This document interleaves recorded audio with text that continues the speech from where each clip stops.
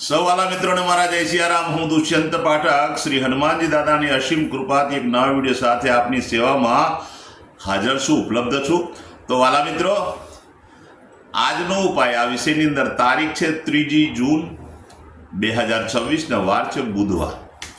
વાલા મિત્રો, સૌ પ્રથમ પંચાંગની વાત. તો પંચાંગની વાત કરીશું. અધિક જ્યેષ્ઠ માસ ચાલી રહ્યો છે અને તેમાં કૃષ્ણ પક્ષ, પૂર્વષાઢા નક્ષત્ર, શુભ યોગ છે, ધનુ રાશિનો ચંદ્ર, વૃષભ રાશિનો સૂર્ય છે. અશુભ જો સમયની વાત કરીશ તો યમગંટ સવારે 7:23 થી 9:04 સુધી છે અને રાહુકાળ બપોરે 12:25 થી 2:06 સુધી છે. આ બંને સમય અશુભ સમય કહેવાય. અશુભ સમયની અંદર કોઈ પણ પ્રકારનું શુભ કાર્ય અને શુભ યાત્રા ન થાય. શુભ કાર્ય અને શુભ યાત્રા કરવા માટે તમારે કોઈ સારું ચોગડિયું, સારું મુહૂર્ત લેવું જોઈએ, જેમાં ઉત્તમ અભિજીત મુહૂર્તનો સમય સવારે 11:58 થી બપોરે 12:52 સુધી છે. આ સમયની અંદર તમે કોઈ પણ પ્રકારનું શુભ કાર્ય અને શુભ યાત્રાની શરૂઆત કરી શકો. વાલા મિત્રો, તો વાત કરીશું હવે આજના ઉપાયની. તો આજના ઉપાયની અંદર વહેલી સવારે સ્નાન કરવા બેસો ત્યારે નાવાના પાણીની અંદર તમારે 5 ચમચી જેટલું ગુલાબજળ પધરાવવાનું છે અને 1 ચમચી હળદર પધરાવવાની છે. આ બંને મિક્સ કરી ત્યાર પછી જ સ્નાન કરવાનું છે. સ્નાનમાં ચોખ્ખું પાણી ઉમેરી શકાય, સાબુ શેમ્પૂનો ઉપયોગ પણ કરી શકાય. સ્નાન થઈ ગયા પછી વસ્ત્ર પહેરી લો એટલે સીધું એક કામ કરવાનું. એક સફેદ કાગળ લેવાનું, એની અંદર તમારી કોઈ પણ મનોકામના લખી દેવાની. એની અંદર અડધી ચમચી જેટલા મગ લેવાના અને એની પડીકી વાળી અને ત્યાર પછી 24 કલાક માટે ઉપરના પોકેટમાં રાખવાની. બીજા દિવસે વહેલી સવારે પીપળાના ઝાડના મૂળમાં અથવા તો કોઈ પણ દેવ મંદિરે જઈને મૂકી આવવા. આટલું કાર્ય કરવાનું છે. સંધ્યાકાળ થાય પશ્ચિમ દિશા તરફનું મુખ રાખવાનું અને પશ્ચિમ દિશાના મુખ રાખ્યા પછી 1 હનુમાન ચાલીસા અને 1 કાગ ભૂષંડી રામાયણજીનો પાઠ દાદાને અર્પણ કરવાનો છે. ત્યાર પછી વાલા મિત્રો, રાત્રે સૂતા પહેલા પોતાની જ પથારીમાં બેસવાનું, પલાઠી વાળવાની.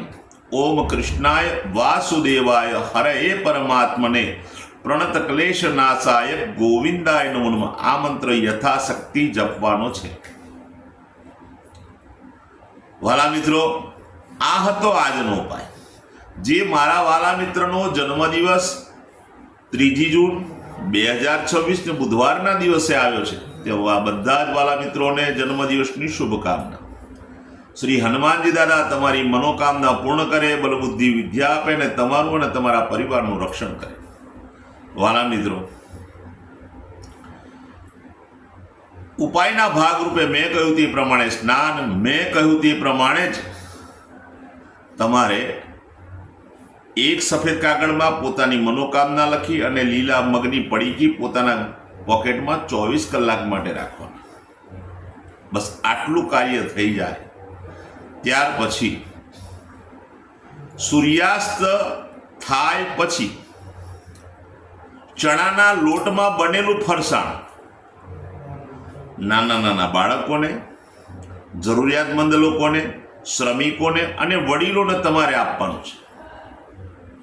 સાથે બીજી એક વાનગી પણ આપવાની છે. એ વાનગી જેને આપણે જલેબી કહીએ છીએ, મીઠાઈ. એ જલેબીની મીઠાઈ જો નાના નાના બાળકોને, જરૂરિયાતમંદ લોકોને, શ્રમિકોને અથવા વડીલોને આપશો, બહુ પુણ્યનું કામ થશે. એનાથી આગળ વિશેષ નાના નાના જે બાળકો સ્કૂલમાં ભણતા છે તેમને વિદ્યાની સામગ્રી જેમ કે પેન્સિલ છે, નોટબુક છે, કંપાસ છે, દફતર છે, આ જો તમે ભેટ કરશો તો પણ તમને સારું પરિણામ પ્રાપ્ત થશે. ગૌશાળાએ જવાનું, ગાયોને લીલું ઘાસનું દાન આપવાનું, ગાયોની સેવા કરવાની અને ગાયની પરિક્રમા કરવાની. તમારે ઘરે જે ભોજન બન્યું હોય તે ભોજન પણ ગાયોને અર્પણ કરવાનું. બસ માત્ર આટલો નાનો ઉપાય આખું વર્ષ ઉત્તમ રીતે તમારું પસાર થશે. જેમની મેરેજ એનિવર્સરી 3 જૂન 2026 બુધવારના દિવસે તેઓ બધા જ વાલા મિત્રોને સવારે સ્નાન કરવાનું. સ્નાન કર્યા પછી વડીલોના ચરણ સ્પર્શ કરવાના, આશીર્વાદ મેળવવાના. ત્યાર પછી ગૌશાળાએ જવાનું, ગાયોની સેવા કરવાની છે. ગાયોને લીલું ઘાસનું દાન આપવાનું. તમારે ત્યાં જે ભોજન બન્યું હોય તે ભોજન પણ ગાયોને અર્પણ કરવું. વાલા મિત્રો, વિશેષમાં ગાયની પરિક્રમા કરજો. ત્યાર પછી કોઈ પણ વૃદ્ધાશ્રમમાં, અનાથાશ્રમમાં, વિધવા આશ્રમમાં જરૂરિયાતમંદ વ્યક્તિને, શ્રમિકને અથવા બ્રાહ્મણને તમે ચોખાનું દાન આપશો, લીલા મગનું દાન આપશો, ગોળનું દાન આપશો, ચણાની દાળનું દાન આપજો અને ઘીનું દાન કરજો. સાથે શાકભાજીનું દાન કરજો. બહુ જ ઉત્તમ પરિણામ આખું વર્ષ પતિ અને પત્નીને મળશે. આપ સૌ જાણો છો, મારું યુટ્યુબ પર મારી ચેનલ છે જેનું નામ છે દુષ્યંત પાઠક. મારી ચેનલને સબસ્ક્રાઇબ કરજો, બેલ આઇકન દબાવવાનું ભૂલતા નહીં.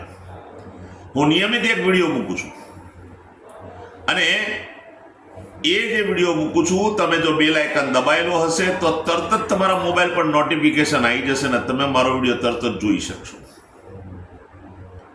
મારું ઇન્સ્ટાગ્રામ, મારું ફેસબુકનું પેજ, એનું નામ પણ દુષ્યંત પાઠક છે. મારા પેજને ફોલો કરજો, લાઈક કરજો અને પ્રાર્થના કરું છું કે બધા વિડીયોને શેર કરજો. એનું માત્ર એક કારણ, કોઈ સંઘર્ષમાં જીવતો વ્યક્તિ, જેની અંદર દુઃખ, પીડા, ચિંતા, ટેન્શન છે, એવો વ્યક્તિ જો મારો વિડીયો જોશે અને મને ફોલો કરીને મારા ઉપાય કરશે તો એના પર ભગવાનની કૃપા થશે. કારણ કે ફળ તો અંતે ભગવાન આપે છે, આપણે તો બધા મનુષ્ય છે. તો વાલા મિત્રો, કોકનું કલ્યાણ થાય એટલા માટે મારા વિડીયોને શેર કરજો. બીજી એક પ્રાર્થના કરું છું, હું નિયમિત એક વાત કહું છું કે એકવાર વિડીયો જોવાથી કે એકવાર ઉપાય કરવાથી 24 કે 48 કલાકમાં કોઈ પરિણામ નહીં મળે, એવો પ્રયત્ન ન કરતા. નિયમિત વિડીયો જોજો ને નિયમિત ઉપાય કરશો તો હું વિશ્વાસ સાથે કહું છું કે તમારા જીવનમાં બદલાવ આવશે. નવા વિડીયોમાં ફરીથી મળીશું. બધાને જય સિયારામ. હાલમાં દ્વારકાધીશના દર્શન કરવા પધાર્યો છું અહીં આગળ. હું તમારા વતીથી પણ ભગવાન દ્વારકાધીશને પ્રાર્થના કરીશ. આપ સૌને મારા જય સિયારામ.